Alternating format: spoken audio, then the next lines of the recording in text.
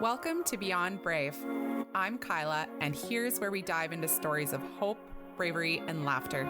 Millions followed our journey with my daughter Bella, but now it's time to go beyond the headlines and highlight reels to those raw, real moments I haven't shared anywhere else. So are you ready to go beyond brave? Let's dive in. But if you want it to be perfect, you can make it perfect. Welcome back to Beyond Brave, everybody. If you're new here, this podcast is where my husband Lyle and I speak openly about grief, healing, parenting after loss, and the brave moments that keep us going, with a lot of other fun little tidbits in between. Today's episode is tender, personal, and filled with signs from Bella, both in therapy and under the sun in Mexico. We're really excited to have you here. And thanks, honey, for being my co-host again this week. And yeah. You always hit the intro real hard. I wasn't quite expecting that. You were right. Well, I just watched the 3, 2, 1 countdown and it's like, boom, you're on. No, I didn't expect all of that. That's great. Lights. I'm not on every week, though. You're not? I know. I know. When was the last time I was on? It was probably 3 weeks ago. I was sad. Yeah, it was 3 weeks ago. Mm-hmm. And the other day I brought it up. I'm like, I'm excited. We haven't chatted in like 2 weeks. And you're like, yeah, I don't need to be on everyone. We're only 24 in and you're already copping out on me. When we started, you were like, I couldn't get rid of you. I know. I mean, I can get in on, like, I would say 50% is good for me. Rude. I don't know. I have a job and I have a second job. You have 2 jobs. You have 2 jobs. And then I guess this isn't really a job. This is 1 hour of bullshitting. That's not very hard. You just swore. Oh my goodness. I don't know if it's, maybe I shouldn't say bullshitting. It's a deep reflection, right? Sorry. But it is. It can get there. Yeah, I can get there. Yeah. I was going to say a couple housekeeping things I wanted to mention. I apologize for all of you who have followed us from the beginning and are like, Kyla, you haven't moved the googly eyes in like 4 weeks. Because I was going to do that like every week and I forgot. So there's a couple Easter eggs involved with our podcast. Yes. But so that one you have to be watching on YouTube or live right now. Yeah, I moved googly eyes. Because you have the googly eyes all over the place. What else are Easter eggs on the show? At the end of every pod, our producer Denny shares a voice clip of Bella. And so I've given him loads and loads of content and video of our sweet Bella. And he clips some really good nuggets of things that she says or sings and plops them right at the end of every little episode. You get a new and special little Bella nugget at the end. And there is another hidden Easter egg, but you'll have to guess it. What? I don't even know what you're talking about. And then really what Easter egg did you plant, mister? I don't want to do this. You're going to have to figure out. You might be able to figure out by the end of the episode, okay? So sorry, my cough is still hanging around. Oh my God. It's the most annoying cough in the world. You guys. I'm a sympathetic man, but after 2 months of you coughing. No bedside manner. Don't lie to the people. You have no bedside manner at all. I had 20 years ago, maybe. When you were courting me. You haven't stopped coughing since then, it feels like. You guys, I need to tell you my cough story. No. This cough okay, I have not been sick in a while. I pride myself on a freaking good immune system after, living in hospital for 10 years and being a teacher. My immune system is immaculate. I've been sick in a while. This cough was started out, it's like I'm on week 3. It started so badly. Lyle couldn't even sleep in the same. He was sleeping downstairs for like an entire week because I'd cough and hack my lungs out every night. Then I'm like, okay, Kyla, eat your freaking vitamins because you have to go to Mexico. And I have this ridiculous cough, which we'll get into my Mexico trip. But I had to go to Mexico and my poor friends that stayed with me and needed earplugs. I did feel really bad for them.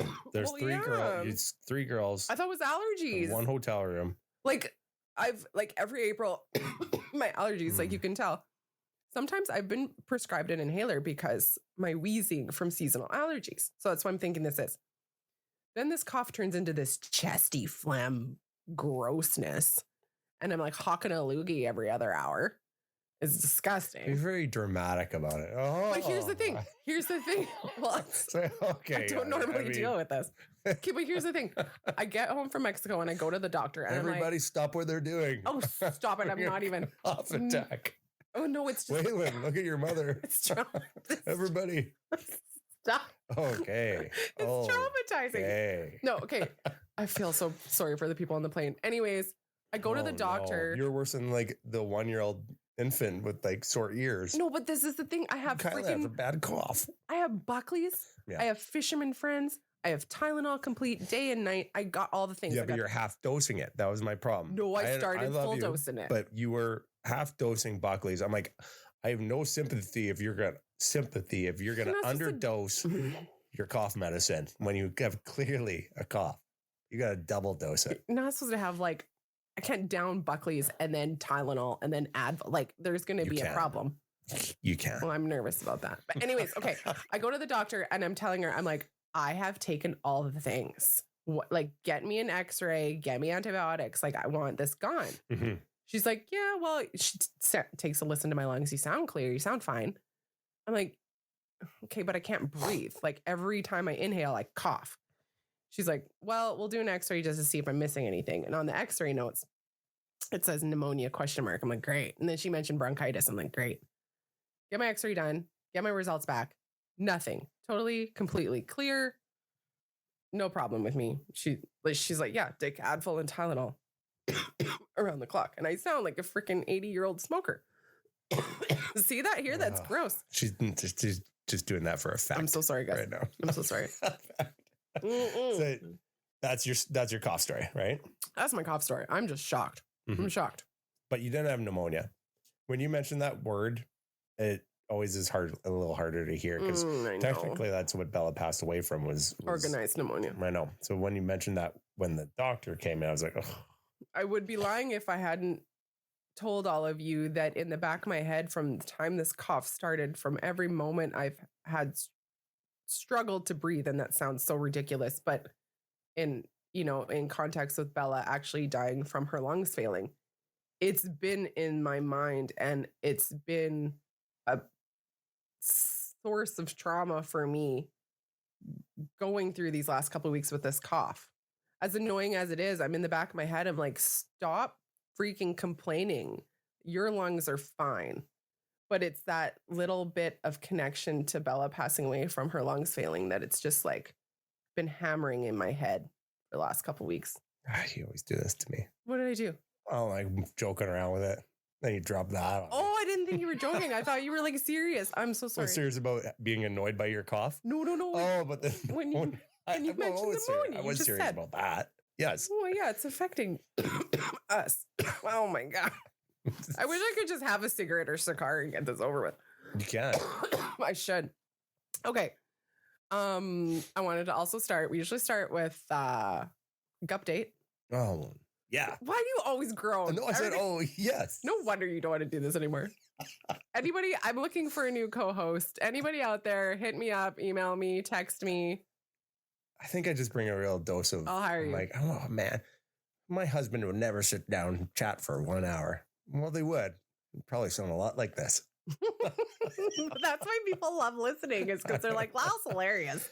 Okay. What's I just remembered I was going to do a solo pod on my speaking event I did with the second year nurses. Oh, you still can. I like having you with me. Gupdate. Okay, guys. Last time I spoke about my guppies, one of my adults died. Stop it. I can see you judging me. No, it was before you judging me. I'm still laughing because it's people so like funny. to know about my because guppies. The context of us, it's like clearly I'm held like prisoner here on your podcast. You're literally in the corner of the room and you can't get away. I have cameras blocking you. Recording night. Well, it is NHL playoffs, right? But okay. I didn't. You did it. Well, it's for the next. It's been for a half a. I am gonna have to, prisoner you. No, it's fun. I have an hour. You love me enough to get this done. Look at. Yes. I only have one page. Look at one. You're so last time I had 4, and it's just one. By pages, she means her show notes. If you're listening. Oh yeah, sorry guys. Those of you that are not watching on YouTube. Beep beep beep beep beep. Updates. Updates. We'll get there. Enough of these little bunny trails. So I have my 3 adults who are thriving. I don't know. Updates means her guppies. My guppy fish, because I realized I am a fish breeder when my 4 adult guppy fish started breeding and produced 8 guppy fries. Now, my tank got dirty recently. I've been changing my filters every month for sure. They need it. My tiny little tanks. But so I have the adults in one tank and I have the babies in another. And I had 8 and we named them all, remember? Well, now I have 5. Guppies. Guppy fries. The babies. When did you have, like, how many? Okay, because you went to Mexico. I still have 3. How many did you have before you went to Mexico? Okay, well, here's the thing. Yeah, I was about to blame you, but then I can't. So here's the thing. Like, a while ago, like last time we like named them on the show, I'm like, okay, I have 8, and we went through all the names, right? Because they produced 5 baby fries, and then there was like a couple weeks went by, and then I was like, you guys, I have 2 more babies, and I like saved 2 more babies, so they're all in the tank. No, wait, 5, 6, that would be 7. There was at one point there was 8. The last time I cleaned the tank, there was 8 babies, and I wheezed my. Where are you going with this? I'm just laughing because you're laughing at me because I'm still talking about my guppies. There was 8. Where I'm going with this is there was 8 and now I have 5 baby fries, and I'm just sad because I don't know if because they got bigger and older they started eating the smaller ones that were born later. I'm just sad because I cleaned the tank today and I only have 5, and I quadruple checked and there's only 5. Last time I cleaned the tank I had 8, so I'm sad. And you call yourself a breeder. Well, a guppy breeder. I'm sad, but I was also gone for a week in Mexico. Waylon's been letting the cats in the house more often. I don't know. I fed them. I don't know who to blame. So we did just fine without you. I don't think we lost any along the way. Well, I have 5 babies now, and they are getting bigger. So when do we combine tanks? I don't know, because, okay, so if my 5 they're like half the size of the adults, if they're eating the smaller ones, like they're still not full size. As a guppy breeder, can we expect? Like, I don't think I should mix them until they're like same size as the adults, but then are they territorial? I don't know if I should. What do you got on that sheet there for notes? That's for topics. Okay. If you're wondering why I am drinking out of, well, if you're watching, I keep forgetting you guys are listening. I have 20 people on YouTube. I have my McHappy Day. My 20 people. I love my YouTube people. I have a whole bunch of McDonald's merch on right now because I was shooting content for McHappy Day because of my partnership with Ronald McDonald House Charities. So just putting a reminder out there, make some plans, guys, for May 8th because it's McHappy Day, and all your purchases on McHappy Day, well, and every day, but specifically McHappy Day, support Ronald McDonald House Charity families. So I've had about 4 Smile cookies in the last 2 days. Isn't that Tim Hortons? Rude. Is it? Rude. No. Yes, no, it is. Smile cookies support Tim Camps. Oh, well, I like Tim Camps too.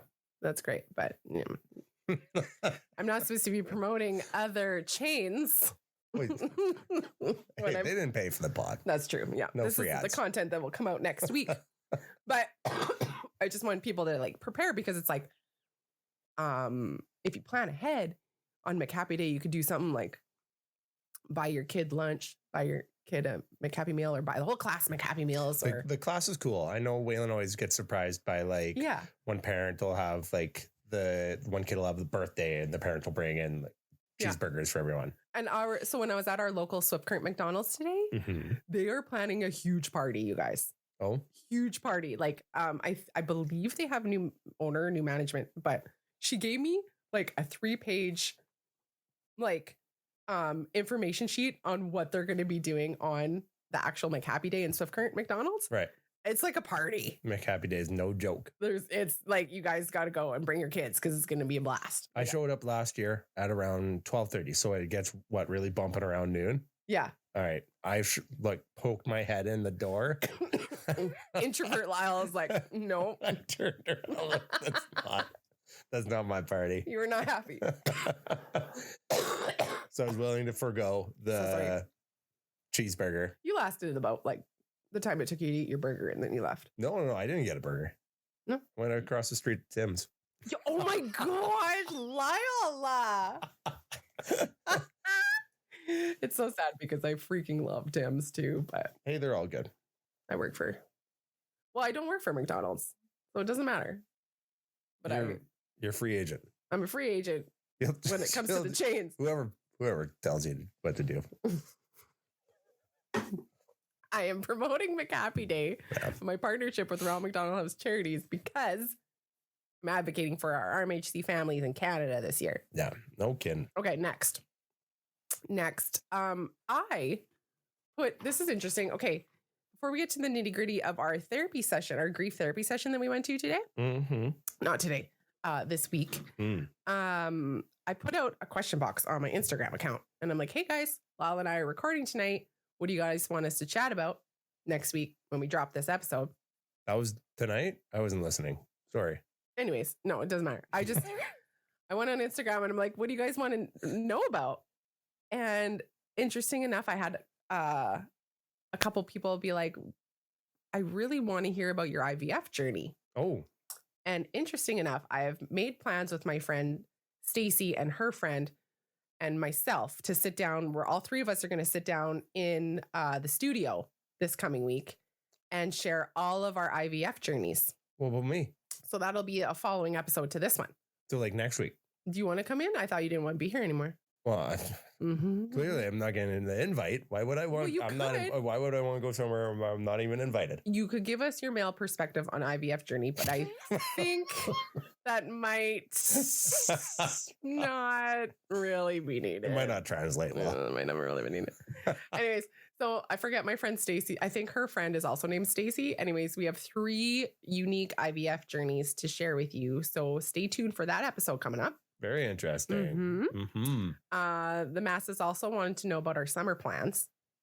Oh, I got lots of summer plans. Yeah, they want to know. They're all kind of the same. Camping, that sort of thing. Are we jumping into that tonight? I just was going to mention it that we already made plans to go to Cyprus. We have like 3 weeks booked there. Yeah, in July. Camping around here is, I think it's kind of the same for anywhere in North America. You have to like pre-plan your camping way ahead of time. Oh yeah, it's all full. And so when the date comes to book campsites, you have to just like take what you can get. Yeah. And run with it. We have an amazing campsite right near us, about an hour away, called Cypress Hills, and we love going there. Yeah. We like bouncing around in different places too, but it's just so convenient because it's so close and gorgeous. And I can run my business and still, jump back and forth to Cypress, and it's gorgeous. And there's always activities to do there.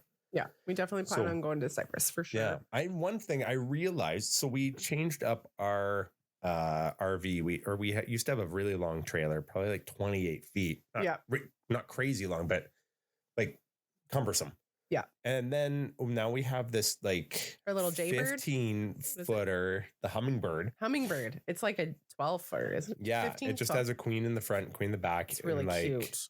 Really tight. Yeah. But it's so nice because it's so easy to book campsites because no one has trailers that can fit in some of these really cool spots in these parks. Yeah. I was like, this is one of the benefits I didn't really think about when we bought it. So that was really cool. Yeah.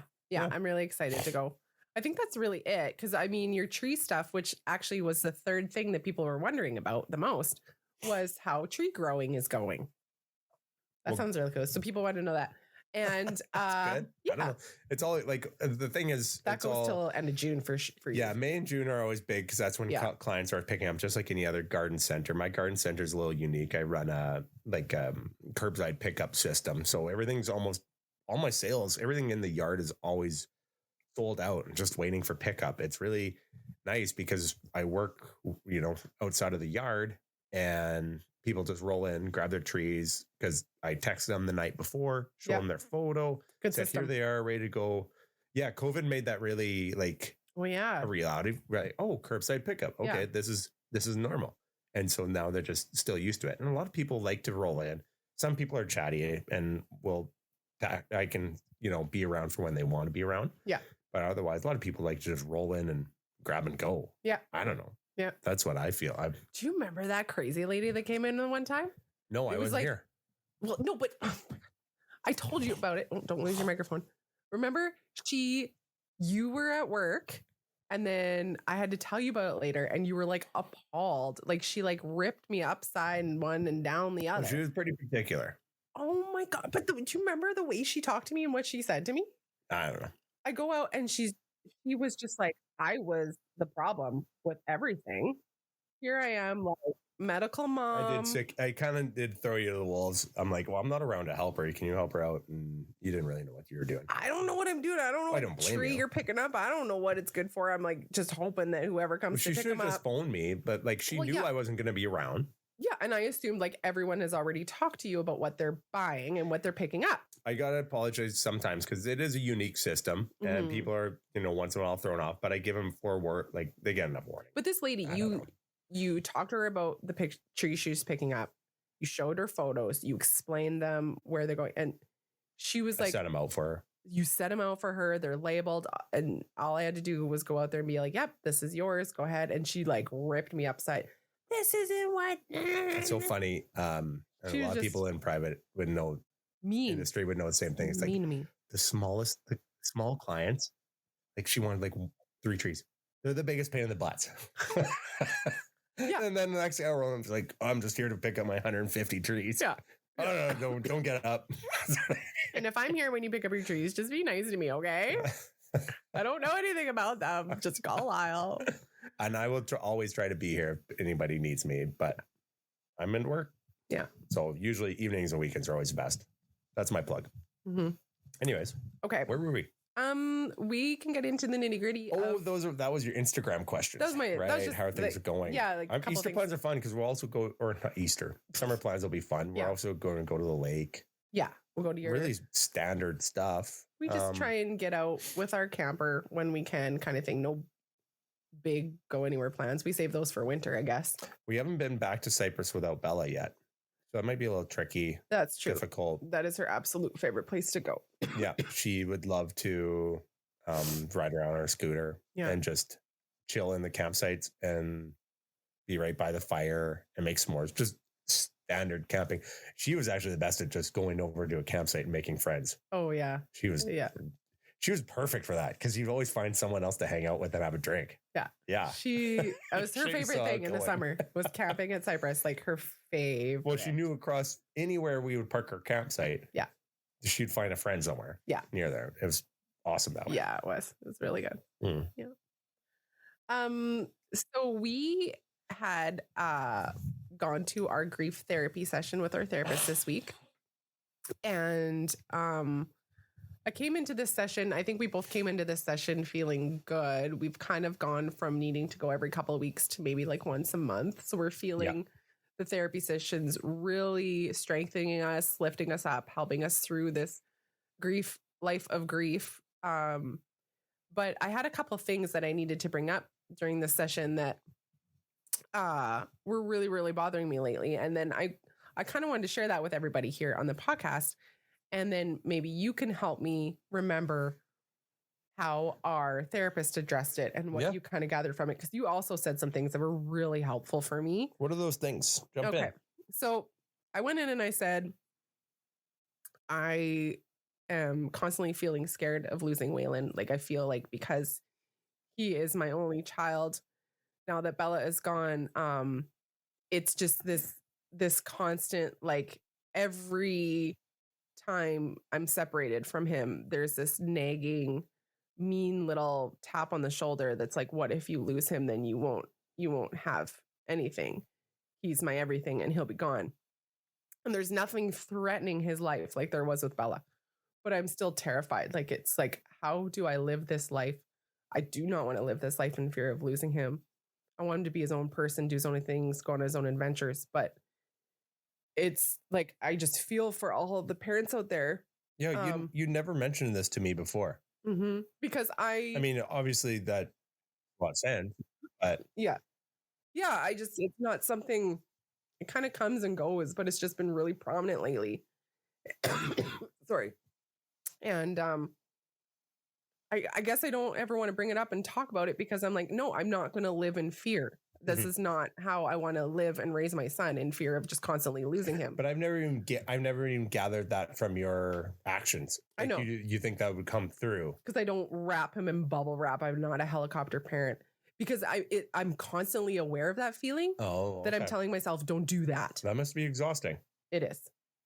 It is, but I'm not going to be on guard of your own self. I'm not going to be the helicopter parent. I'm not going to be that like on him and so scared that I don't let him live his life and do anything. So when he goes outside with me and we are absolutely just doing nonsense, are you nervous every time?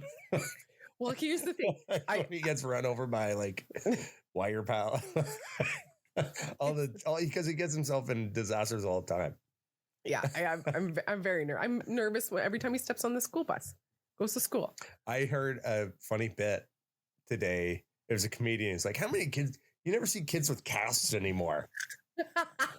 That's perfect. You never see kids in casts anymore. Remember when you were growing up in the 90s? It was like walking into a VA room. ER. Everyone had casts. Well, true. VA vet was a joke. Okay. No one has casts anymore. It's true. It's true. We all bubble wrap them. Because see, that's the thing. Like, I'm just constantly going back and forth between like, he's adventurous. He's so smart. And I love that he can do things kind of like risky. Just the fact that he freaking loves roller coasters. Like every time he went on a roller coaster at Disneyland, I'm like white knuckling the bench that I'm sitting there like waiting on the sidelines for, but it's just on my mind. And he can do risky things and he can do dangerous things carefully, which he understands. He is careful. That's all he needs to do. Be careful. Yeah. Yeah. So, but I mean, and the other thing was, how are you dealing with that then? Well, what helps is knowing like he's really smart, he's cautious, and just like I had to tell myself so many times with Bella and in hospital with her, there are things that are out of my control. Right. And I have to accept that. And I can't live a life in fear. Like just the amount of stress that comes up with that, like I don't want to live that. The grief is dark enough. I don't need to add more darkness with fear. No, so we have to live our lives. I just need to keep reminding myself that. And I'm just like basically brought that up at therapy this week because I'm like, I'm so like, when can this go away? When can this feeling go away? I want to feel joy and excitement and happiness with new adventures, not constantly fear of losing my son. Right. And the other thing was that I've just been really struggling. And you said something. I don't think back to that. I don't have any good advice, and I don't think therapy had any real support. Just like we get it. Like I think every parent goes through that. Yeah, it's heightened obviously for you. Yeah, but I mean, you're the one. You clearly are capable of. Yeah, I think the best part is I didn't know about it, and now I do know about it. Mm-hmm. Mm-hmm. So that helps. Yep. I'm right there with you. Yep. And I mean, sometimes just talking stuff out, you figure out you're already helping yourself, or you're right. That's fair. You know what I mean? Just like bringing it up. Yeah.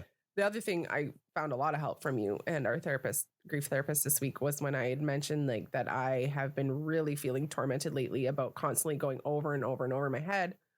The moments before Bella had passed, like I need to be constantly reminded of exactly what caused her death, because I can't accept that there was no way that I could have saved her, or we could have thought of something. Was there something we missed? I don't want to continue going over these moments and these weeks and these months before she passed. But as I do, it sucks because it's like when I think about back in those moments and times and months before she passed, I'm not realizing that would be the last for her. That would be the last time she was here in this space. That was the last time she wore this. That was the last time we hugged. That was the last time we played Legos. Those are continually repeating over and over in my head. And I feel like I constantly need reassurance that there was nothing anyone could do to have prevented her death. I guess I just look at it at such a different perspective. When Bella got the call and she got her bowel transplant, the IV that she had was the only thing that was sustaining her life, that was giving her nutrition. That IV, she had lost it a week after she received her bowel transplant. Yeah. So if we didn't receive that bowel transplant, she still would have lost that IV. And then at that point, she basically would have cascaded into malnutrition and dehydration. And basically, absolutely awful month it would have been horrible. So the perspective I get is she had done what she had been meant to do here. She had done everything that God needed her to do. Yeah. And he graced her with that opportunity to be like, you've accomplished everything I need from you. Yeah. Here's your transplant. Live your life for the next 10 months that you clearly deserve 70 more years. Yeah. I don't know if I can give you that, but I can give you 9 or 10 months of absolute, joy, which she got. Yeah. So, I mean, what I was saying earlier, what led to everything? Yeah. It was, I guess it was a meant to be situation in my mind, and it makes me at peace with it. Yeah. Yeah. I was saying earlier that I am advocating for organ and tissue transplant. That is what saved Bella's life. And I guess I was telling our therapist that it makes me angry that I can't continue to feel like I can say that with power because she was supposed to get so many more years because this bowel transplant did save her life.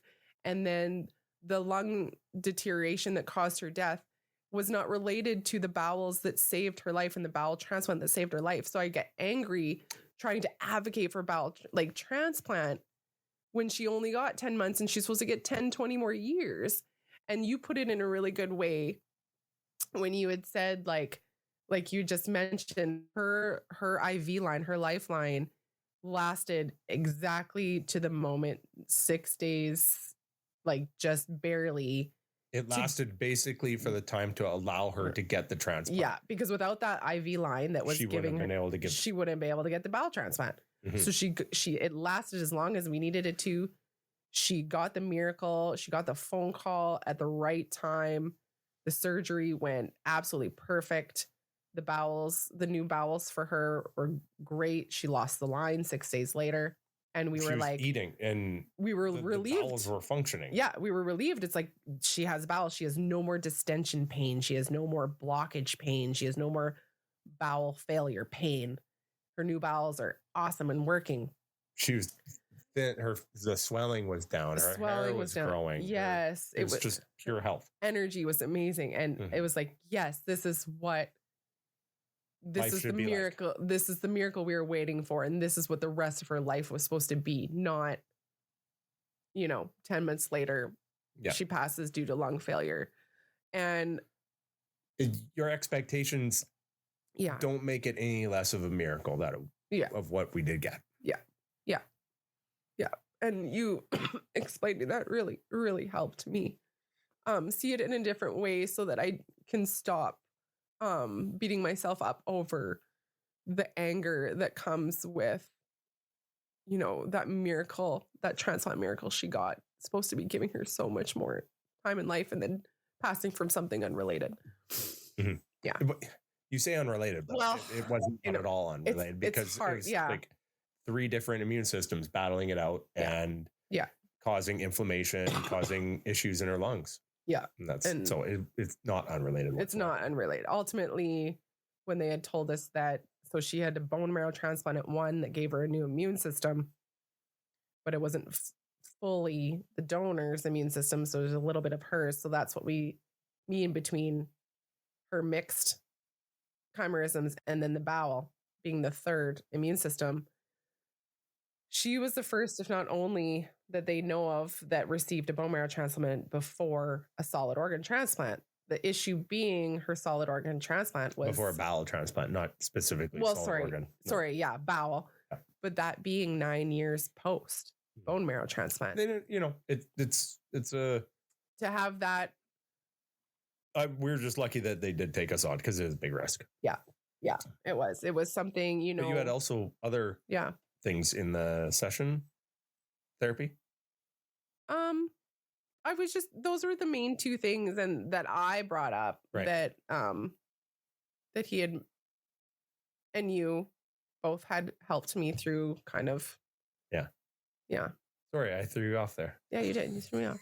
I don't know where you're going. Well, I was going to finish saying like Oh, if people were wondering, like with like basically Bella's immune, like the organized pneumonia is basically pneumonia.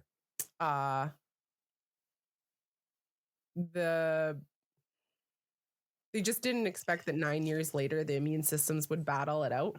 They didn't think that was a very, very low risk, even though it was still there. It was something that they, the bowel transplant, yes, triggered it, but they did not think it would come to this effect 9 years later.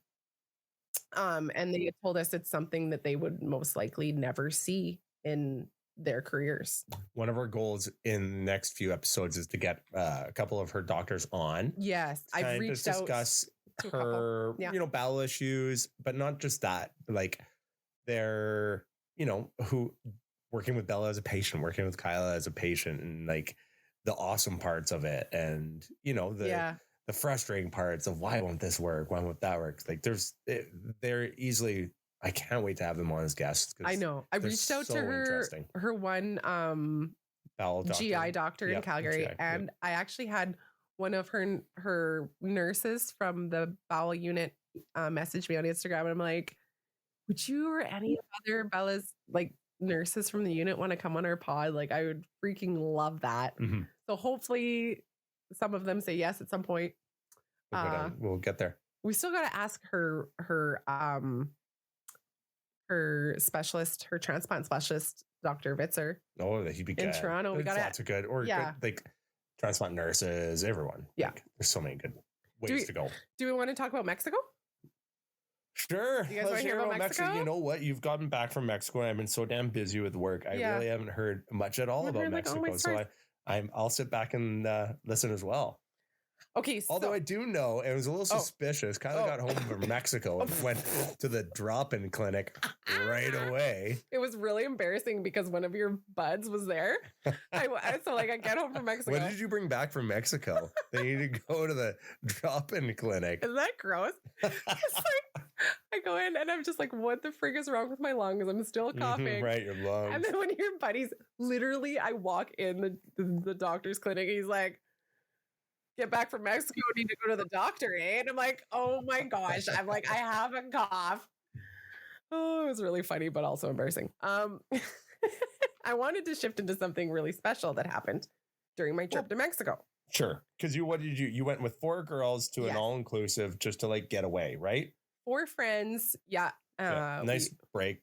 Sounds like fun. Yeah. And a couple of my friends that came, this has not been an opportunity for them in their lifetime either.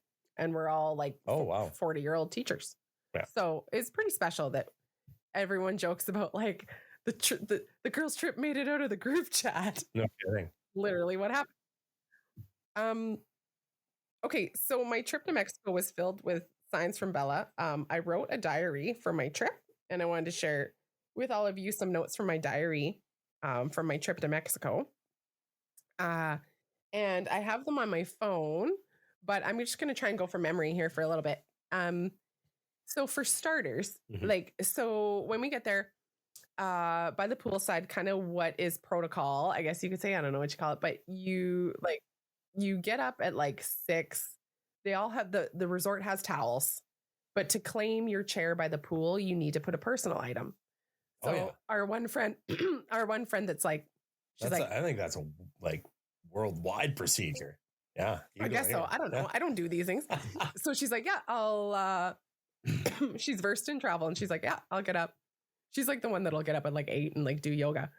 And we're all like sleeping in, but she's like, I'll get up and I'll go put our stuff. So we have lined up our water bottles and our floaties, and she'd go down there every day. Anyways, by the time we get down there, where we kind of chose to consistently go for the 5 days, there was this little bench beside me. And I noticed that there was a little white seashell on the bench that we would sit beside every single day. And it stayed there the entire time. There's no other seashells anywhere. You go on the beach, you can't even find a seashell on the beach. This is not a seashell area. Like, it's very hard to find seashells where we were. Oh, is that the one sitting on our... That's the one sitting on our mantle. I brought it home. I saw that. Yeah, and it was this cute, perfect little white seashell. And I'm like, I know that was from my Bella. And, okay, and then my favorite part, if I were to be like, here's my phone, look at my Mexico photos. lizard. So every morning, and I know Bella said this because she knows how much I love animals. And so we're walking, and there's a little lizards, iguanas, whatever you want to call them. I don't know the proper names, but I named the one guy George, and he was this lizard that would come up to me. He's probably like a foot long, maybe like 2 or 3 inches like tall. He's a pretty big dude. George visited me every morning, and I have a video. I would share videos on my Instagram. He'd come up to my chair. So like when I first saw him like walking on the path by the pool, he's like, Brooke, my friend Brooke, tried chasing him because she's like, I want to pick him up. He just like would run away from her. But I would come up to George and he'd do the little head bobs. And I don't know what the head bobs mean, but I called it dancing. And so he'd dip his head and bob his head. And so I'd be like, hey, George, good morning. Do you want to dance? And then did you do his little head bob? Yeah. So George and I visited every day. And there was 3 days in a row where he came right up to my chair, crawled under my chair by the pool, and like hung out with me for a little bit. Yeah. And there was another smaller lizard that was in the area, and we named her Fiona. I don't know why. And there's I have heard these stories. Yeah. I thought you had something new for me. No, I have more. Okay. So Another lizard story. sorry. Talk about getting upgraded. Did you go any clubs? Like, give me something. Oh God, no. Lizard We were stuff. like, Oh no, you guys are gonna be like, so between sad. the freaking guppies and the lizards. Like, I'm so. My wheeze. You get me down here to listen to these stories of guppies and lizards. The disco didn't open till 11. The disco. we Or were- they call discos. Disco didn't open till 11. 11. 11. There was no way that was happening. No. Oh no, we struggled to stay up past 10. You know, that's the case though. Like with the day drinking and everything. Well, that's like, the thing. the Yeah. best time of the day is like 4 p.m. Yeah. Right? Yeah. Okay. So my favorite part of every day was the pool parties. So they had Sure. like the schedule and all these things you could do during the day, Mhm. like all day, morning to night. And we actually You went. grannies, was it like aqua size? we did that. There was exercise every morning at 11, but we were at the Hideaway, which is an adult only pool.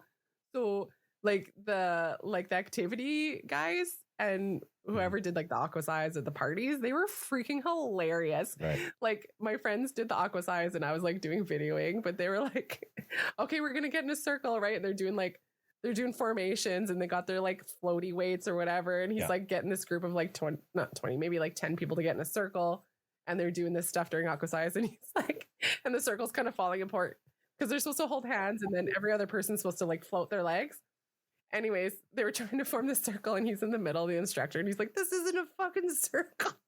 And it was just like, he'd like swear at them and he'd make fun of them. It was really freaking funny. Yeah, Like, that's pretty good. yeah. Okay. And so What was like, your favorite drink? oh, okay. I had 3 to start with. Because every time we ever go anywhere for anything Yeah. and we have to get a drink and it's, oh, God, well, whenever you're ordering a drink, Yeah. you have no idea what to order. So I'm fascinated by what you're ordering for drinks. Oh, 100% the mango margarita Okay. on rocks, not what do you call it when it's like slushy, Slushy? form, not slushy Oh, form. I like the slushy So ones. no, too heavy. Like I really just like Yeah, would they're feel. good. So I like the mango margarita. That was my number 1 Yeah. on the rocks. And then okay. the pina colada, Yeah, no kidding, right? freaking good pina Yeah. colada. And then the blue Hawaiian, that was also yummy. Yeah.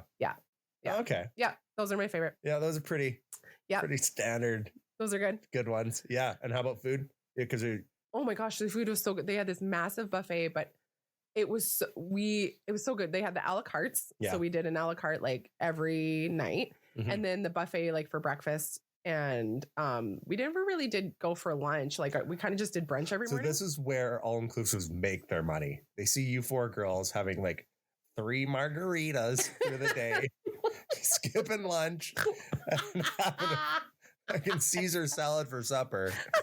And they're like, oh, we didn't pay a cent for them to be here.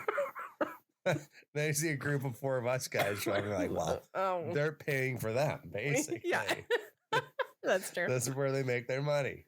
But they had, Nice. But you enjoyed it. it was really good. Yeah. They had this really cute little cup. Like you don't have to pay for anything. Like they had this coffee shop they made. You paid for everything. Well, Twice, practically. no, but it was so It doesn't good. cost $2,000 to eat for a week. It's just Sorry. plain hotel food Sure. activities. Okay. They had an awesome coffee shop and they would make the meanest decaf salted caramel latte for me every morning. It was so good. That's nice. Oh, anyways. It's nice to be treated, right? Okay. I think. It was great. It was great. Just to even like have lunch on the beach was gorgeous. The sand was so white and soft. I thought you said it was totally full of algae. Yeah, the water, like the beach, like 5 feet from the water was like this time of year, the winds blow it all to the Cancun beach we were at. And yeah, so this isn't Instagram. You don't have to fake it. Like you can tell us the real. Oh, I'm not faking it. I couldn't go in the ocean at all unless I wanted to swim in seaweed. Yeah, right. You couldn't go out like 20. You had to go out 20 or 30 feet from the shore to actually swim in clear water. And that's just because of the time of the year on the East Coast? Yes. Right. It's blowing in, blowing. Like they can't keep up. They had tractors going up and down every day, all day. But the pool is cool. But the pool was awesome. Well, and there was like 10 different pools. Oh, they were so freaking cool. All the pools, like swim up bars, like chairs. It was cool. Right on. Yeah. So, okay, I was gonna read some more things. I have so many more stories to tell you, some really interesting ones, including an alligator at our beach. But in my diary, I wanted to come up with a couple notes. I wanted to mention too that I never could have done this trip without my Bella teaching me how to be brave. Yeah.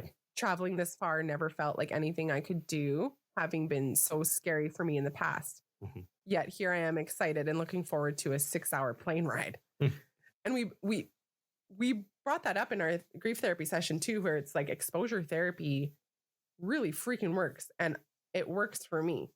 It works in terms of like anytime I have to fly, because I've been forced on so many air ambulance rides that I don't have I don't have a choice to say no. And when you go through that exposure therapy, it's like I got through this 6-hour plane ride to Cancun. And I would be lying if I said I wasn't nervous. And it's like, but when you think about the destination and going there, it's like, okay, this is going to be very, very worth it. I can be brave. And like the turbulence was not nice on either flight. It was a little worse going there. Consistent. Like we had turbulence for like 2 hours straight on the way there. Oh my gosh. What? Bored with my stories already? Oh man. Anyways, turbulence? No, but like we go to land when we get, I know it's like easy for you, but that's like hard for me. It's really hard. I didn't even have Ativan, nothing on board. Everyone's experienced turbulence before. We get it. Okay. Long story short, there's turbulence on the plane. But when it lasts 2 hours of the plane like shaking for 2 hours, is like, okay. That was on the way there? I need a break. Like my body shakes with the plane for those 2 hours. I remember I've had some pretty rough trips in my life. Not the plane ride, but I always remember I'm just like, just get me there. I don't care what happens. Just get me to the plane on the way home. Well, I think like leaving Vegas. Oh, I was like, I really don't care if this plane goes down right now. You're just hungover. That's where I'm at. Well, I'll get nervous for the flight there. Nah, not a problem. I had one really bad air ambulance flight from Saskatchewan to Calgary with Bella. We had dropped. Nothing. We had dropped. It was crazy. Like, of course we're in a tiny plane, but it's like it was like dropping, like where your gut, like on a roller coaster, like where your gut goes up in your mouth. Like it was scary. And yeah, Bella's sitting on the gurney and she's doing okay. And she's like, wee. And I'm sitting here with the RN tending to me with my head between my legs. But honestly, I look at every other plane ride after that as like nothing could be worse than that. Like I was legit scared. And then I barfed for like a half hour after that when we landed. It was so bad. But anyways, when we went to land in Cancun, they either overshot the runway or the winds were bad because we were like 20 feet from the ground and then he took right back off. Okay, that's wild. I've never had that before. And going down and the way he was dropping, I think he was trying to not I think he was trying to, what do you call it when they're going into land? It's like approach to the run. I don't know. Not de-escalate. Trying to like go down. And he was going too fast. So he's dropping really fast. And we were legit. I had my barf bag open. And Brooke like all my friends were like, we were ready to barf. He was like, "Wah, wah." Everyone on the plane was like, oh my God. So we're dizzy from that. And then he takes off again and then curves. It was like, I was ready to barf. No kidding. Anyways. And then I was mad because he never explained like why he did that. And then we just came around and like landed again. It's like usually pilots love to tell you what's going on. Yeah, like, oh, shit, so turbulent. Yeah, sorry, it was a little too windy. We couldn't land that one right. We're gonna give it another try. They love telling you about it. And then this like dad was like, he was so funny. He was trying, I think he was trying to calm down his kid behind us or whatever. No And kidding. he was offering commentary. He's like, oh, let's hope we make it this time. He's like, all right, boys, give it another shot. And it was really funny. So it kind of like made me feel better because he was just like being really like making it relaxed, hilarious with his commentary. Well, what are we at an hour? Yeah. No. I know. No, you guys. I have so many more things to say. I know. I saw that. Oh, you guys. Okay, well, can we go a little bit longer just so I can tell like a couple more things about Mexico and then I'll save the rest for another? Yeah, you bet. Okay. Couple more things. This is your show. Okay. And this is the Kyla hour. Well, you could ask me questions. Don't you want to know about my Mexico trip? Tell me more about the turbulence and the lizards. Oh, you're such a brat. You probably have a hockey game to go to upstairs. It's freaking May. Why is there still hockey going on? I was complaining about the Winnipeg Jets last night because they're my team. Yeah. And I thought they were going to lose. And I said to the group chat, I'm like, you know what? I don't even want to. I can't commit to this team. I can't be watching hockey in the middle of June. I don't care if they win. And then they won. I'm like, oh, sweet, back in it. So it was a roller coaster last night. Sorry, what was that? Sorry, I'm sorry you didn't expect my story to end because it was not 20 minutes long to tell me about how I experienced a hockey game. About how a lizard's dancing. Keep going. It was my signs and my winks from Bella. But I'm not denying that. What I really wanted to say is there was there was 4 ladies that came up to me during the trip. 4. And one really 4. So there was a lady that we met. I think she was there with her fiance or her boyfriend.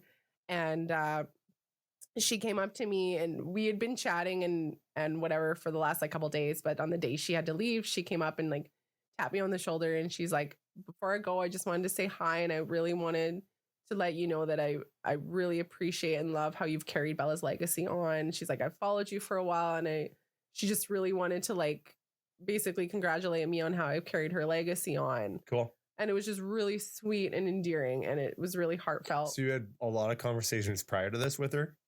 Yeah, like about like where like Brooke was like the chatty one. She was did like she my chatty not friend. The whole time before that? Did she not know let you know that she knew who you were? No, I think maybe she was nervous. I don't know. Well, it wasn't like deep conversations. It was like, oh, there's George again. Oh yeah. And okay. It was like quick clips. Little like here's and there's. You know, kind of like quips. They were like by the pool where we were every day.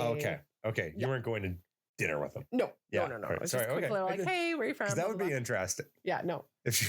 No. Sorry. Then there was this lady. Oh my gosh, this meant so much to me. So we were going back to the room. It was me and the girls, and we get in the elevator, and then this like older couple, I think maybe they were like in their 50s or 60s, they get in the elevator with us to go up. And I'm just like kind of looking down. Everyone's kind of quiet. And then I look up at the same time, this lady looks up at me and her eyes go wide. And she's like, she puts her hand on her chest and she's like, you are this. But don't laugh. Because the way that she said it, I think that's what she said. I want to get it right. But you're you. That's basically what she was saying. She's like, you are like, you're you. Like, that's what she was trying to get out. Oh, but she was so like struck by just like being like face to face with me. Because you're very niche. You're not like and she a celebrity. I just saw the tears instantly well up in her eyes. And then she's like, can I give you a hug? And she gave me a hug in the elevator. And then she got off on her floor and it was just like, bye-bye. Oh, it was just like the sweetest little moment. But when she looked up and she's like, you are you, like you, that like you're Bella's mom. Like it was just like, it was so sweet. And I love her for that. It was absolutely absolutely adorable. And then the two girls, I think they were twin sisters from PEI. Yeah. And I was ordering a sandwich before I got on the plane from the little coffee shop. And they were just ahead of me waiting for their meal in the coffee shop.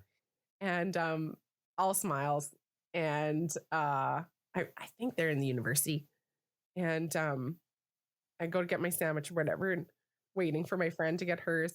And she's like, can I just say hi? And we followed you for years and we love Bella. And we just wanted to say like, we love you. And yeah, it's just a cute little like moment with them. And sweet. It was really sweet. And it was really, and then they messaged me on Instagram and I found them on Instagram after too. That's really fun. Yeah. When you can touch base afterwards. Yeah, for sure. Yeah. Yeah, they were like, we follow Bella's journey for years. And it's just really sweet moment for them to I like say. when you can like touch base. Yes, I love it when people talk about her and they want to say hi. For sure. That means a lot to me. We're so lucky. And you know, we had that our Bella's Alberta Children's Hospital hosted a celebration of life for all the kids that had passed in that were associated with their hospital in 2024. They had that this evening, that same night that we were recording. And we were obviously a part of it. I think there was, I counted 40. We're around 40 kids that were part of the celebration of life. So that had passed away last year. And it was really emotional, really sweet. We were able to hear from one of the kids' parents that, you know, provided their experience, and just made me so grateful that we are in the position we are to be able to, you know, get that support from the community. You go to Mexico and you bump into 4 people that are like, hey, I'm here with you. And just, there's so many people suffering in silence that I just absolutely ache for. Yeah. And how blessed we are to have this opportunity to, you know, to be out there. And there's obviously struggles that come along with it, but obviously it's a net benefit for ourselves to get that from, you know, the community. Yeah. So that kind of just reinforces, you know, what we see. Yeah, absolutely. Yeah. Yeah. Before closing, I want to get back to, in case anyone's like, Kyla, you mentioned an alligator. Is that a cliffhanger? No, there was a freaking alligator at our beach in Cancun. All right, so you're not gonna. No, but the way we found out, you go. Oh, I don't want to do that. No, cliffhanger. That's so mean. Put it behind a paywall. We'll start a Patreon. And we'll say you have to spend $5 to hear Kyla's alligator story. Stop. We'll monetize this podcast at some point. At some point. No. Fine. Sorry. No, but like, okay. We love. If it's anything like the lizard story, I'll pay anything. Just name the price. You're the worst.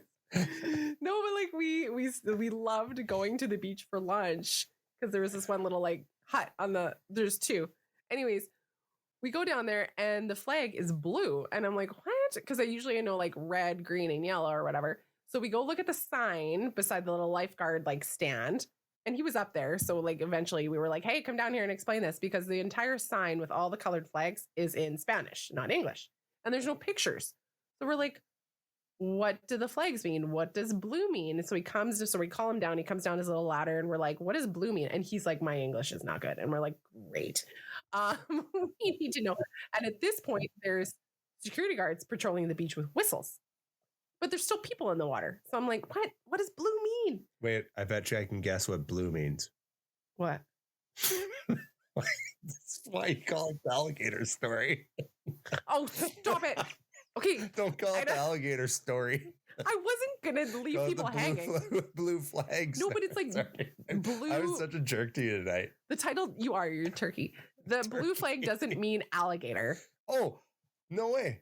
No, it means dangerous wildlife in the water. Oh, it could be anything. Yeah, and there was also a bull shark. I'm such an idiot. I'm so sorry. Yeah, see, I just waited out.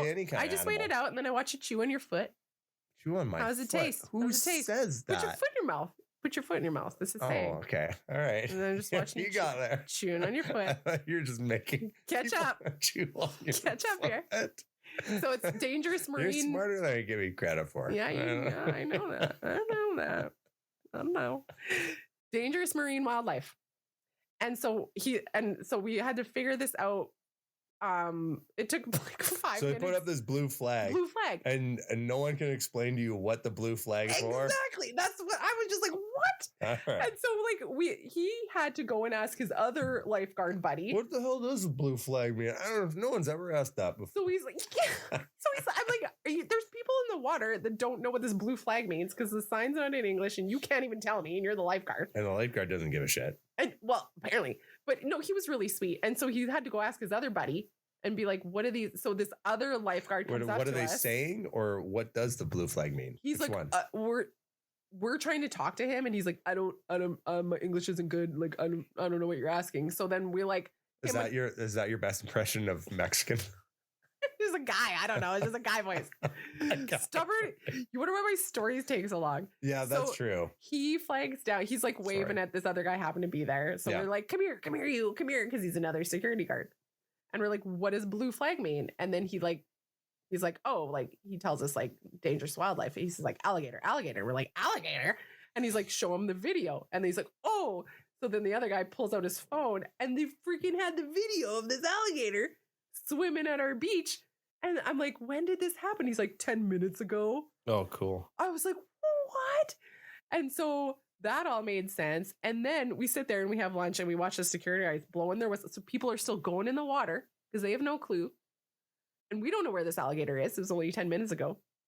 And they're just, the security guards just sauntering down the beach, like blowing his whistle and like not even waving his hand. He gets up to the people. The one person already walked out of the water. The other guy's just coming and he's just like shooing them. And I'm like, you need to explain. There is an alligator in the water. Just give him the word alligator. Like, as long as he knows that word, like he can just blow his whistle and yell alligator. Like I would be more frantic, and they were not more frantic. And I'm like, what? Are you sure he wasn't saying alligator? No, he was just sauntering up to this guy that's like 20 feet in the water and like blowing his whistle. There's another like they might see an alligator every day. I don't know. I don't normally think of alligators as crazy. Like ocean. I know. Faring. But okay, this is the weird thing. I should show you. Like a swamp creature. Well, that's the thing. Okay, so the landscape is really strange to me in Cancun. I'll show you the video. But it's like ocean, then it's like resorts lining the beach line. And then lots of inland. And then it's like, what are the Maldives? Do you know what those like plants are? Yeah. That have like just roots. Mm-hmm. And then it's just like water and roots and you can't even walk. Right. For miles. Oh, cool. So you're driving up to the resort on this mound of a highway. Yeah. For at least 2 or 3 miles before you get to the main inland that doesn't have these root vegetation. Yeah. It's crazy. Well, I think because the resorts are more on a peninsula. Yeah, you can't just like walk out there. You're like driving on a mound of a highway through this like and it's like alligators could be right there because it's like that's alligator home, like 100%. So you must have came from there, found a little spot to get into the ocean. So I'm in the ocean's like, I don't like it here. Yeah, there's sharks blowing whistles and hitting the blue flag. And it goes back into his little like forest area. Exciting stuff. Exciting. Okay, we have gone over time. I have so much more to share with you. So stay tuned for the next couple episodes coming up. That we're going to have IVF journey discussions. We're going to have discussions with Bella's medical teams. And I'm going to share some information about what I talked to about nursing students for. We have lots coming up in the future. How do the listeners get alerted? Okay, here we go. Thank you for being here with us. If this episode touched you, please consider following the podcast, leaving a review, or sharing it with someone else who might need it. Sharing Beyond Brave podcast, that is. Sharing helps us reach grieving parents, caregivers, and anyone who just needs to know they're not alone. We're on Instagram and TikTok at Kyla CT and Lyle MT. Oh, I do have an Instagram. You have an Instagram. Don't forget about that. YouTube, if you want to watch us, if you want to watch all our shenanigans from today, you can go to YouTube. My YouTube is also at Kyla CT. If you haven't caught up on earlier episodes, we'd love for you to go back to each one. Each one is a piece of our story. And don't forget about the little tidbits, the little Easter eggs. Bella has a little part to say at the end of each one. Do you have a TikTok? What do you mean? I said that already. Sorry, I don't know. Wait. I just mess with you. I hope if you're listening today and missing someone, you feel them close. Bella is still leading me in ways I've never expected. And maybe this episode helped you feel a little less alone in your own journey too. Always stay brave and take care. Good night, everyone. I just had a hot dog for supper, so sorry